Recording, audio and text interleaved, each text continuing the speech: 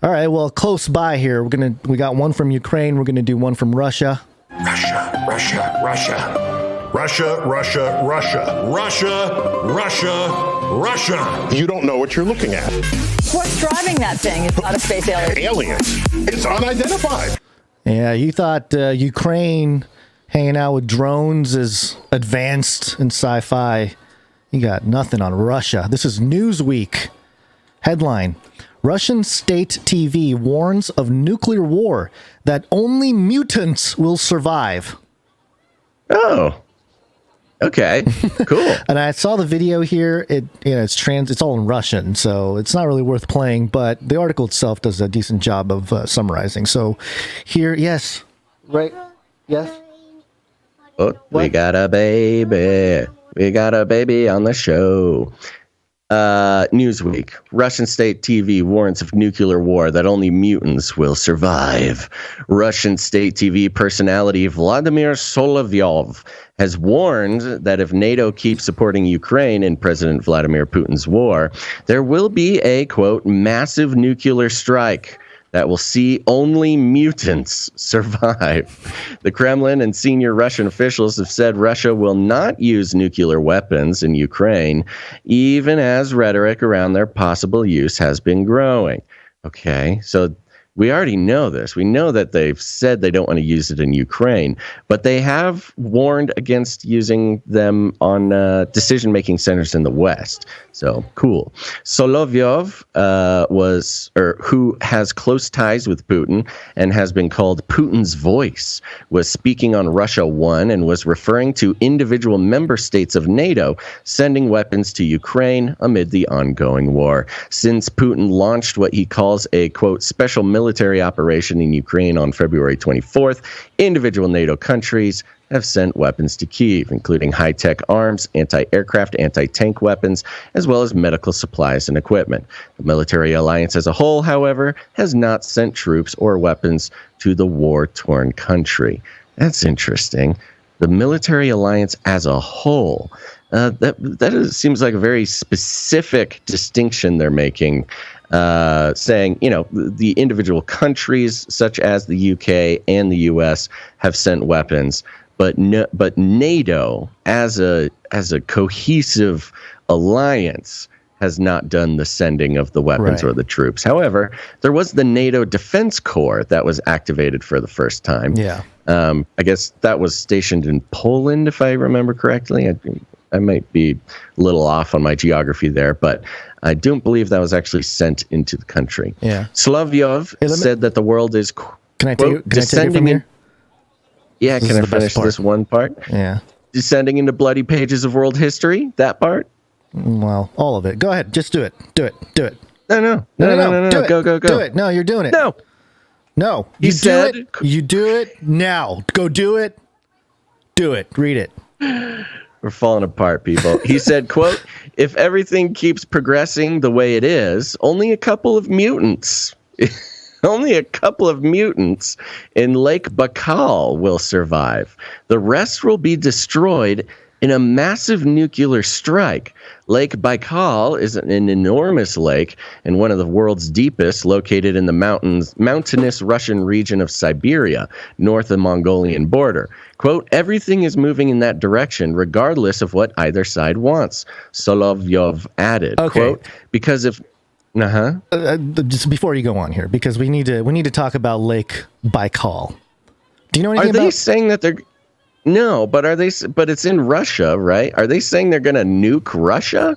Or are they afraid we're going to nuke Russia? Somebody's going to nuke Russia, and the only people or things that are going to survive are mutants, and specifically Lake Baikal, because Lake Baikal, in a very specific Lake lake. Baikal has a UFO lore, and it's not just lore; it's actually declassified information. July 2009. The Russian government declassifies top-secret documents detailing USO encounters with the Russian Navy. Stunning first-hand accounts of extraterrestrial encounters shock the Russian people and ignite interest from the world's UFO research community. At a depth of approximately 260 meters, crew aboard a fully weaponized Russian nuclear submarine detect 6 unknown objects on their sonar. This is in Lake Baikal. This event took place in Lake Baikal. They got a sub in the lake. Yes. That's cool. Traveling in formation directly towards them. What's even more alarming is the speed at which the objects are traveling. In excess of 265 miles per hour. The captain, fearing that a collision was imminent and that he was under attack, ordered an emergency surfacing of the submarine. The submarine finally breaches the surface, narrowly avoiding a collision. But what happens next is even more astonishing. So here's the Soviet submarine commander dealing with this terrifying situation. They then saw through the periscope these 6 objects come out of the water and take off at some absurdly fast speed. Researchers believe what the Russians encountered was a squadron of underwater extraterrestrial spacecraft. There you go. That's what's going on there. So I think the people in Russia know what the reference is. Which again, it'd be kind of like referencing like Area 51 or something. Right. But in the context of declassified information that happened in Russia, now we are having our own sort of UFO disclosure through the government in the last few years. I guess we're behind on some of the disclosure stuff, but it's just interesting how this is all starting to connect. You know, at a certain point, all of the governments and all the drama surrounding the world stage ties back into weird stuff. You know, it's all the weird stuff. UFOs. Yeah, UFOs. Yeah, so aliens. So when he's saying mutants in Lake Baikal, you think he's referring to aliens? Or, I mean, I guess maybe they just consider weird stuff happening at Lake Baikal, and because it's so deep or something, they'd be protected from the nuclear strike. Yeah, something like that. Whatever he's saying, it's crazy. It's weird. Right? Yeah, you can finish out the article. There's a couple more quotes here. It goes on. Yeah, the quote goes, because if NATO, this is the same guy. So this is kind of like, I don't know, they call him the voice of Putin, or Putin's voice. He's kind of a TV personality, newsman. Yeah. The quote continues, because if NATO decides they can place whatever they want at our borders, they'll be sending more and more of American weapons to Ukraine. Ukraine will fire and end up hitting one of our nuclear power plants, and here we go. Solovyov said the process then will, quote, quickly become uncontrollable. Everyone will get, yike-doodles, hold on. Everyone will get more than they asked for, bang, and there's nothing left, he warned. Interesting. So he's not even talking about dropping nuclear weapons or a nuclear war. He's almost directly referring to the American rocket system. Yeah, and Ukraine firing stuff right into their power plants. Yeah, into Russia. Yeah, it's a rocket into a nuclear power plant, and then boom, only the mutants will survive. The mutants crawl out, and Putin's dream comes true. Whole army of mutants.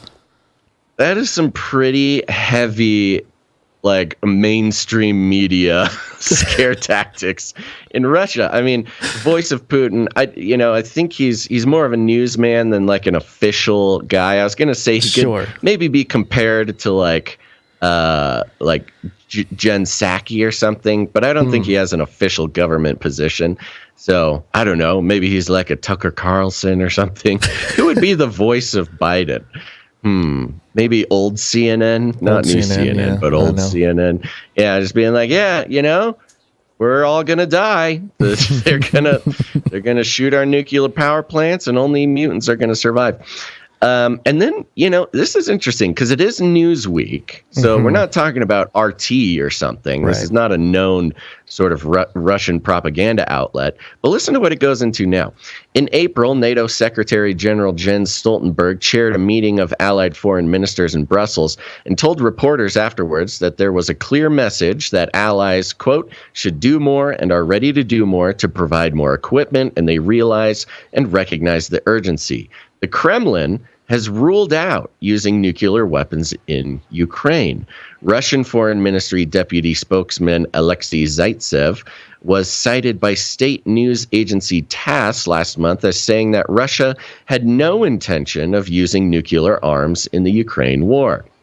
Quote, the scenarios of our potential use of nuclear weapons are clearly prescribed in Russian doctrinal documents, Zaitsev said. Quote, Russia firmly abides by the principle that there can be no victors in a nuclear war. Kremlin spokesman Dmitry Peskov and Russian Foreign Minister Sergei Lavrov have also said that Russia will not use nuclear weapons in Ukraine. Newsweek reached out to Russia's foreign minister. Will they use it on themselves and say it was the Ukrainian/NATO? Yeah, I mean, where's all the false flag talk, you know? That's kind of what this is all setting up for. It doesn't matter who shoots it as long as things go boom and you got mutants.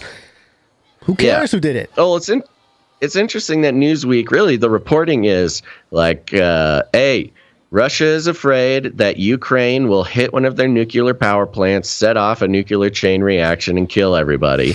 But also, Russia very specifically said they're not going to use nukes. Right. So there you go. Take them at their word, folks. They're not going to use nukes. Look, they've said it so many times. So if there is a nuclear explosion, either in Ukraine or in Russia, that's not Russia's fault. I don't know. It's very, very weird messaging going on here. Yeah, I don't know. We'll see. And then plus the connection to the lake that had an official Russian military encounter with unidentified aerial phenomenon. Very fun. Very fun. interesting.